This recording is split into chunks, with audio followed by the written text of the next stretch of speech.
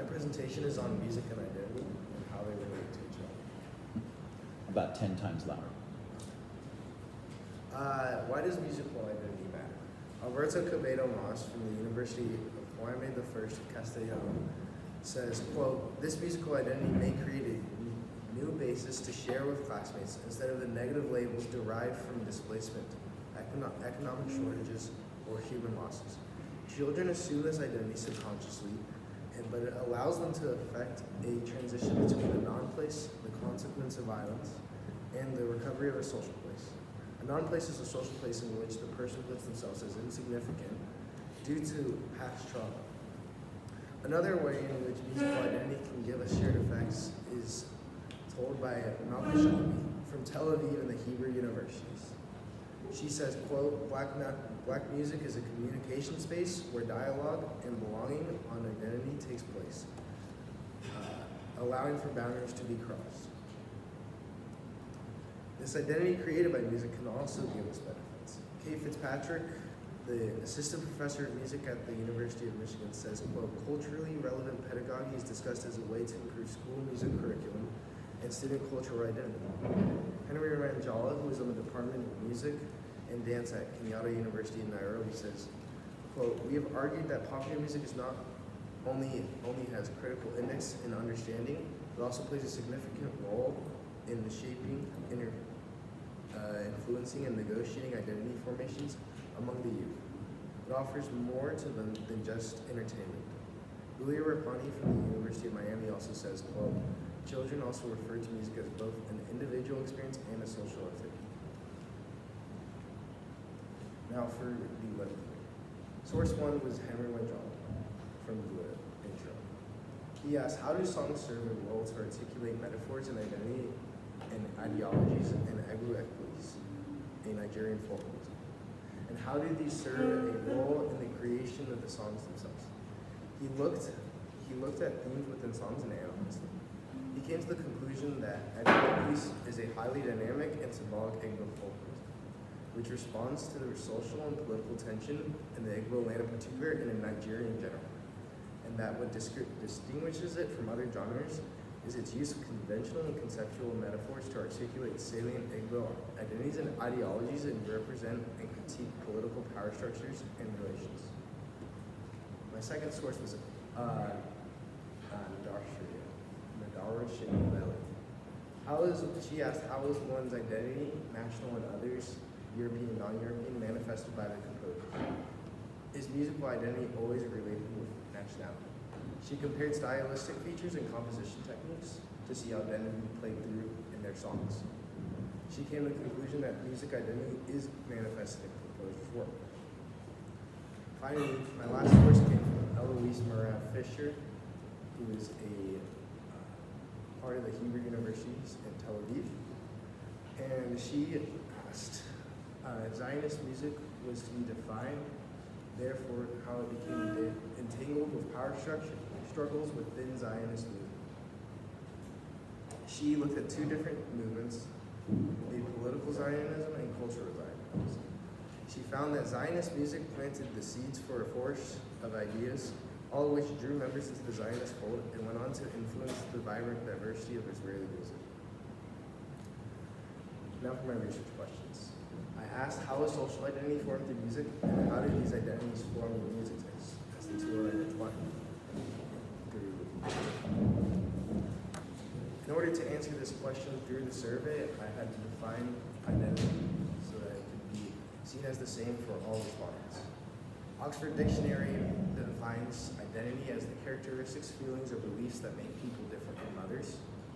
Sharam Heshmat, who is an associate professor at the University of Illinois at Springfield, says identity relates to our basic values that dictate our choices, the choices we make in relationship to career, for example. These choices reflect who we are and what we value. Finally, Brent Talbot, an associate professor and coordinator of music at Gettysburg College, defines musical identity as the perception of one's musical self as a learner, teacher, performer, improviser, composer, listener, and consumer. He also says that it is always changing and fluid. This This study is significant as identity is a central part of how we act, both as an individual and a society. The large objective of the study was to find out how different variables, for example, music, play into the creation of identity. The problem statement is the fact that the internet pushes our society further from other people, which makes it hard to create a collective identity as a group and society. Beyond the lack of identity, our society also creates large stereotypes to fit people. Finally, for my methodology, I asked for background info on anonymous participants to be able to do correlations between different groups. I also used Likert scale and a set definition of identity so that all answers could be quantified and also under the same definition of identity. I then asked what people's stereotypes around identities in music were, and questions on how identity played into music taste and how music played into your identity. Finally, I used correlational statistics between all of these to see if stereotypes were generally true, if people who answered one way with one question scored higher in musical identity or in identity, how music affected identity.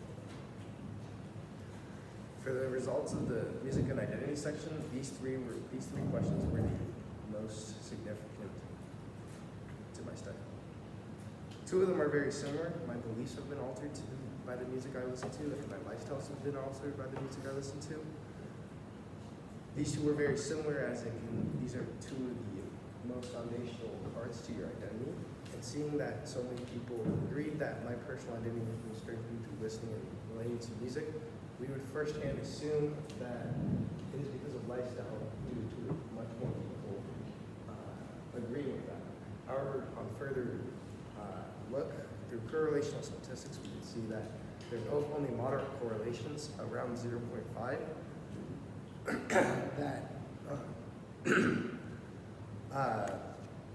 to answering either higher on both or lower on both.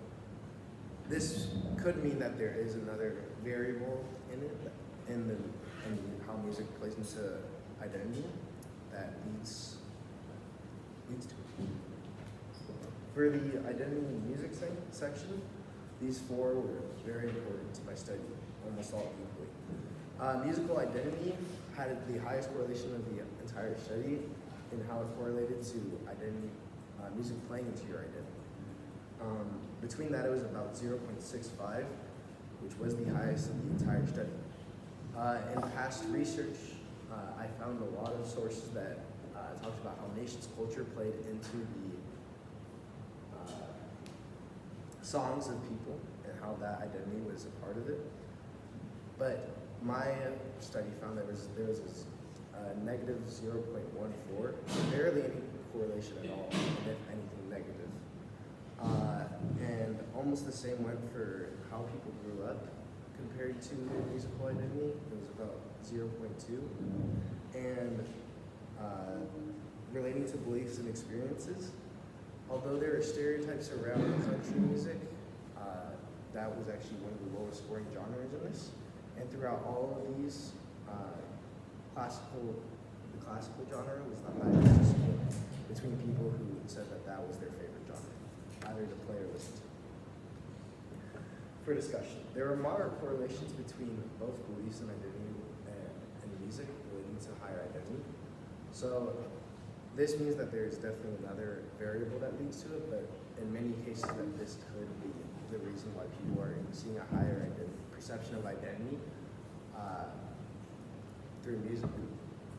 Despite being the most consistent in identity of listeners, classical music and pop were not stereotyped.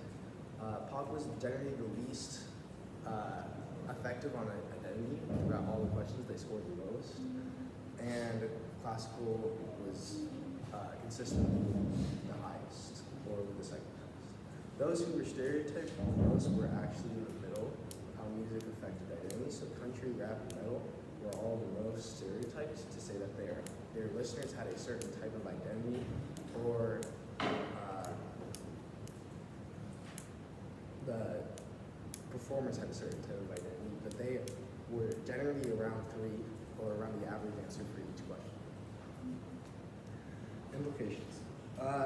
Preliminary research found that music served as a communication space and metaphor, and this is true within certain genres. For example, jazz and classical, which were the two highest scoring genres. But the average answer was down the middle, 3.1. So and within my study and the respondents for mine, it is not necessarily true that it is a communication space and metaphor. This 3.1 average was taken from the question of how it relates to beliefs and experiences. Preliminary research found that composers' love for their nationalities found its way into music. And as I said earlier, the correlation of this study between love of nationality and a higher musical identity was negative 0.1478. So very little correlation between the respondents and how that played into it. Limitations. There are a lack of respondents, which didn't allow me to properly assess certain groups as I wish to. It was predominantly 13 to 18. It was the age group that responded, although it got probably 35% to not be, but within other age groups that didn't really allow me to get a proper amount. Some genres didn't get enough respondents, for example, Latin music and metal music, to really be able to say if the answers were truly representative of real life. And also, correlation does not necessarily mean causation. While in the study, there's a correlation between the numbers. Without looking further into it, I cannot actually say if it's necessarily because of one another. And finally, numerical value, use it up for interpretations that are specific findings. I don't know what specifically these people were saying, especially about stereotypes and what they stereotype, or how identity played into music played into identity, as I needed to leave it numerical. In further studies, this could certainly be addressed and be targeted to make a better study. Thank you. Here's my bibliography.